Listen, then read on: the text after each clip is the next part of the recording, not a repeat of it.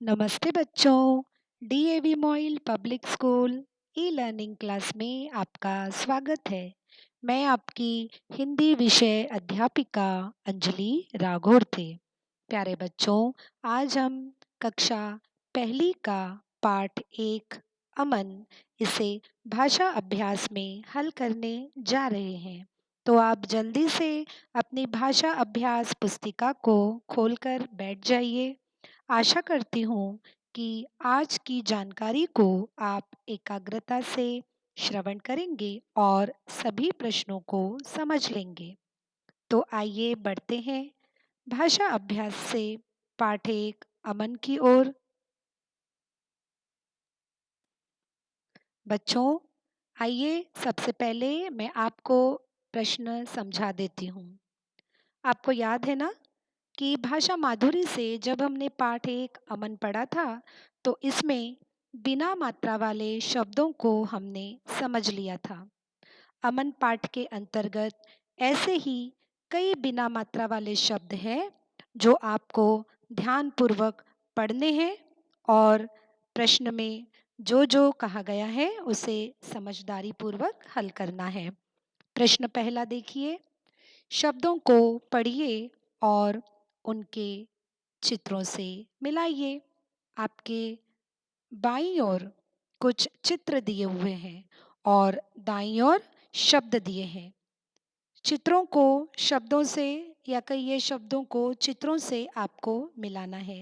इसके लिए चित्र को ध्यान से देखिए, उसका निरीक्षण कीजिए, समझ लीजिए और वह चित्र किसका है यह आपको शब्द के रूप में दिया है, उसे उससे जोड़ दीजिए।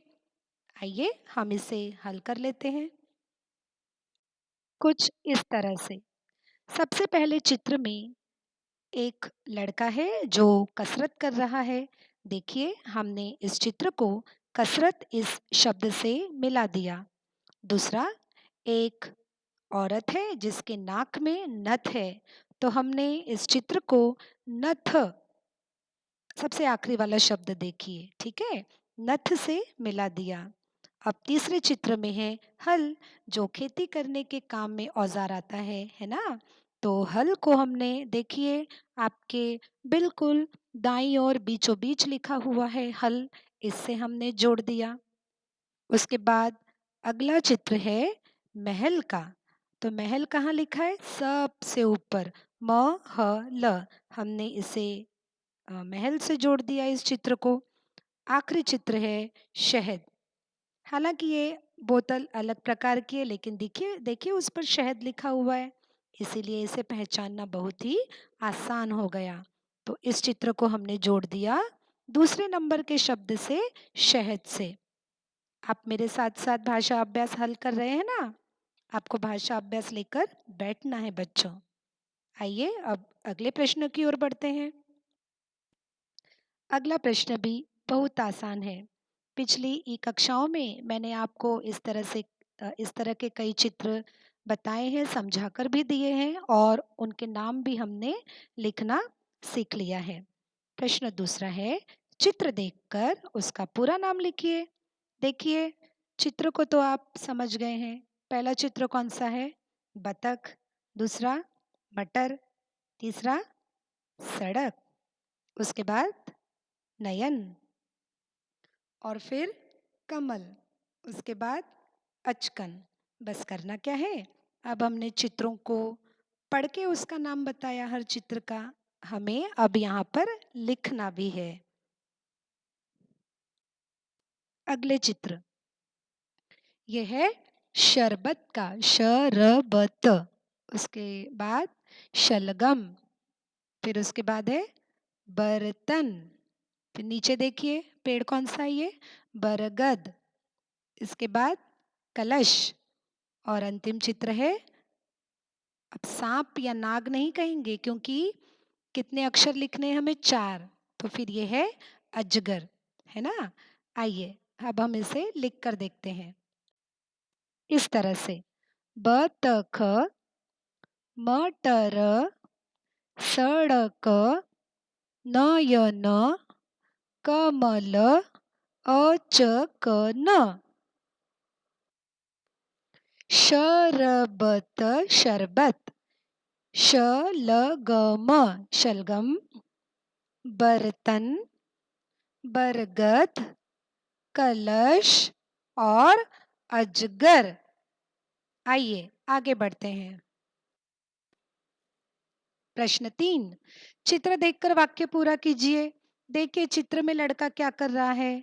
उसके पास तो नमक का पैकेट है और वो क्या कर रहा है, उसे खा रहा है या चख रहा है। नमक को खाते हैं या चखते हैं। सब्जी में हो नमक तो खाते हैं, और सिर्फ नमक अगर देख रहे हैं तो उसे चखते हैं, है ना। तो यहाँ पर चित्र में लिखना है कि जैसे यहाँ पे चख लिखा है तो क्या चख, नमक चख। दूसरा चित्र देखिए, नल है और बाल्टी है, जल निकल रहा है नल में से, और आपका वाक्य है खाली जगह है पहले, फिर है पर जल भर। कहाँ पर जल भर, वो यहाँ लिखना है। अगला चित्र है किसी कीड़े का है। बताइए तो कौन सा कीड़ा है ये, आप पहचानते हैं इसे। ये है खटमल। हमने यहाँ पर कॉकरोच नहीं लिखा, हमने मक्खी भी नहीं लिखा। क्यों? क्योंकि हमें बिना मात्रा वाले शब्द लिखने हैं। अमन, यह पाठ बिना मात्रा वाले शब्दों पर आधारित है। तो ये कौन सा कीड़ा है, खटमल। तो बन जाएगा वाक्य खटमल मत पकड़। आगे ये क्या है बेटा, ये है थर्मस। थर्मस इधर रख। फिर अचकन पहन कर चल, अचकन पहन कर चल। आइए हल कर लेते हैं इसे। नमक चख, नल पर जल भर, खटमल मत पकड़। थर्मस इधर रख, अचकन पहन कर चल। समझ गया आपको बच्चों। भाषा अभ्यास के सारे प्रश्न यहीं पर खत्म हुए। आपको सभी प्रश्न समझ गए ना कि किस प्रकार से हल करना है।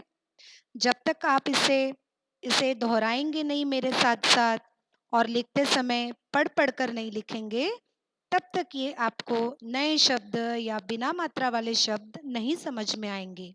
इसलिए जितना भी मैंने अभी आपको समझा कर दिया, उसे ईमानदारी से अपनी भाषा अभ्यास पुस्तिका में हल कर लेंगे। ठीक है। मुझे विश्वास है कि आप जल्दी ही भाषा अभ्यास का यह पाठ एक अमन हल कर लेंगे। इसी आशा के साथ फिर मिलेंगे अगली ई कक्षा में। तब तक के लिए धन्यवाद।